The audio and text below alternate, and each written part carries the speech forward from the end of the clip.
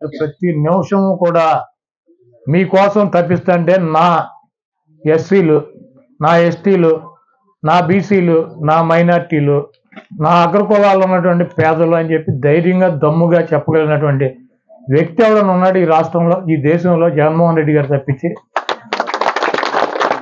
ఒక్కడిగా గెలవలేక నన్ను చూసి జగన్మోహన్ రెడ్డి భయపడుతున్నాడు అంటాడు. సరే రారా బాబు అంటే పక్కన దత్తపుత్రుడు ఉన్నాడో లేడో చూసుకుంటాడు. సరే ఉన్నాడు వెళ్దాం రమ్మంటే ఈ పక్కన ఉత్తపుత్రుడు ఉన్నాడా లేడా అని మళ్ళీ ఈయన చూసుకుంటాడు.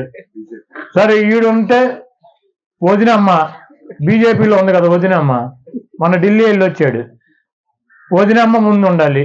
సరే వీళ్ళు ఉన్నారు సరే అంటే మళ్ళీ ఇప్పుడు కొత్తగా కాంగ్రెస్ చెల్లెమ్మని తెచ్చుకున్నాడు, వెనకాల పెట్టుకున్నాడు. ముందేమో బీజేపీ వదినమ్మ, వెనకాలేమో కాంగ్రెస్ చెల్లెమ్మ, ఈ పక్కనేమో ఉత్తపుత్రుడు, ఆ పక్కనేమో దత్తపుత్రుడు. సరే బయలుదేరరా వెళ్దామంటే వెళ్ళి హైదరాబాద్లో కూర్చున్నాడు. ఇంక ఎన్నికలు 15 రోజులు ఉంటాయి. ఢిల్లీ వెళ్ళి వచ్చాడు. అమిత్ షా ఏం చెప్పాడు?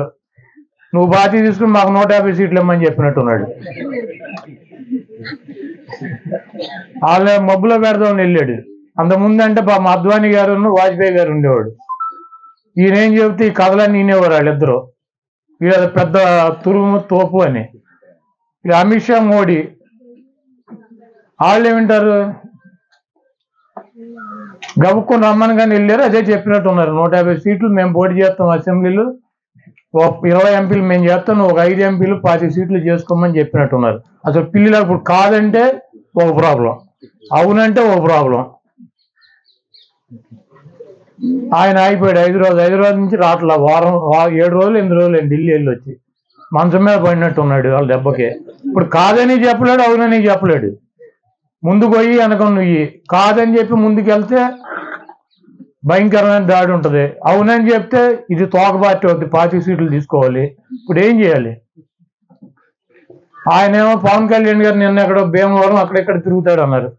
ఆయన విజయవాడ నుంచి వెళ్తాకి భీమవరం వెళ్తాకి హెలికాప్టర్ మాట్లాడుకున్నాడంట.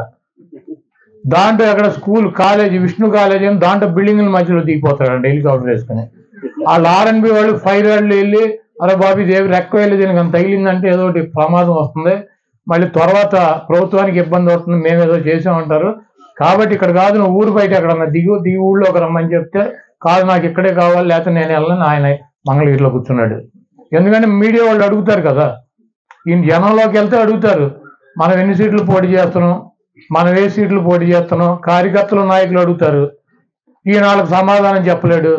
వీళ్ళు సమాధానం చెప్పాలని ఢిల్లీ వాళ్ళు చెప్పాలి, ఈయన ఎన్ని చేస్తున్నాడు ఆయన ఎన్ని చేస్తున్నాడు వాళ్ళు వేసి వీళ్ళకి ఎన్ని ఇస్తున్నారని. కాబట్టి ఇవన్నీ తప్పించుకోవడానికి నిన్నటి నుంచి చూస్తున్నా. పవన్ కళ్యాణ్ గారు అంటే విమానం హెలికాప్టర్ అక్కడ దిగలే. విజయవాడ నుంచి భీమవరం వెళ్తాకి ఎంతసేపు పడుతుందని 1.5 గంటల కారులో వెళ్ళిపోవచ్చు. ఆయన మంగళగిరి నుంచి భీమవరం 1.5 గంటల కారులో వెళ్ళిపోవచ్చు. హెలికాప్టర్ ల్యాండ్ అవ్వదికి ఏళ్ళ రేపు భీమవరంలో పోటీ చేసి పద్దాకి భీమవరం వెళ్ళాలంటే ఈయనకి హెలికాప్టర్ ల్యాండింగ్ అయితేనే భీమవరం వెళ్తాడు ఎమ్మెల్యే గారు. కాబట్టి భీమవరం ప్రజలు కూడా ఆలోచించుకోవాలి. హెలికాప్టర్ లేకపోతే మీ ఎమ్మెల్యే గారు అక్కడికి వచ్చేటువంటి పరిస్థితులు, కనీసం ఊరు బయట కూడా దిగడంటే ఊళ్ళోనే బిల్డింగ్ల మీద దిగుతానని చెబుతున్నాడు. కాబట్టి అక్కడ ప్రజలు ఆలోచించుకుంటారు. ఇటువంటి కుట్రలో కుతంత్రాలు బీజేపీ వదినమ్మ, కాంగ్రెస్ చెల్లెమ్మ, ఉత్తపుత్రుడు, దత్తపుత్రుడు, ఒట్టిపోయిన గీతలాగా ఈయన అందరూ కలిసి జగన్మోహన్ రెడ్డి గారి మీద యుద్ధం చేసి ఓడించాలని చెప్పి ప్రయత్నం చేస్తున్నారు. జగన్మోహన్ రెడ్డి గారు ఒకటే చెబుతున్నాడు, పైన ఉన్నటువంటి దేవుడు ఆశీస్సులు, ఇక్కడ ఉన్నటువంటి ప్రజల ఆశీస్సులు, నేను పేద ప్రజలకి మంచి చేశానన్నటువంటి భావిస్తే, మీ కుటుంబాలకి మంచి జరుగుతుందని భావిస్తే నాకు ఓటేయండి, లేకపోతే నాకు వేయొద్దని చెప్పి దమ్ముగా ధైర్యంగా ప్రజలను నమ్ముకుని దేవుని నమ్ముకుని వచ్చేటువంటి వ్యక్తి జగన్మోహన్ రెడ్డి గారు. ఇటువంటి కుట్రలు కుతంత్రాలు చెల్లెమ్మ వదినమ్మ దత్తపుత్రుడు ఉత్తపుత్రుడు పనికిరాని వాళ్ళని ఎంతమందిని వేసుకొచ్చినా కూడా ఏమి ఒరిగేది లేదు. కాబట్టి మీరు అందరూ కూడా అప్రమత్తంగా ఉండండి. మీరు నొక్కేటువంటి 2 బటన్లతో, ఫ్యాన్లో మీద నొక్కేటువంటి 2 బటన్లతో చంద్రబాబు అనేటువంటి వ్యక్తి నక్క పిల్లనిచ్చినటువంటి మామకు వెన్నుపోటు పార్టీని కొట్టేసినటువంటి వ్యక్తి, పనికిమాలి సొంట లోకేష్ గారికి ఆ పదవిని అప్పచెప్పి ఆ పార్టీని అప్పచెప్పాలని చెప్పి తాపత్రయపడుతున్నటువంటి వ్యక్తి.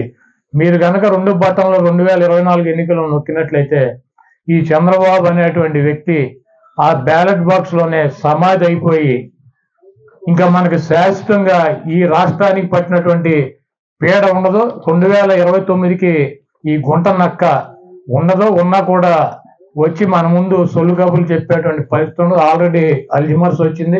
5 సంవత్సరాల్లో గతం పూర్తిగా మర్చిపోయి మనం వెళ్ళి పలకెత్తే నేను ఎవరిని మీరు ఎవరిని అడిగేటువంటి పరిస్థితుల్లో ఉంటాడు. కాబట్టి ఇటువంటి గుంట నక్కని, ఇటువంటి తోడేళ్ళని, ఇటువంటి బీజేపీ వదినమ్మని, కాంగ్రెస్ చెల్లెమ్మని, ఉత్తపుత్రుని, దత్తపుత్రుని అందరినీ కలిసి కట్టగట్టి బంగాళాఖాతంలో పారేయాలని చెప్పి కోరుకుంటూ సెలవు తీసుకుంటాం.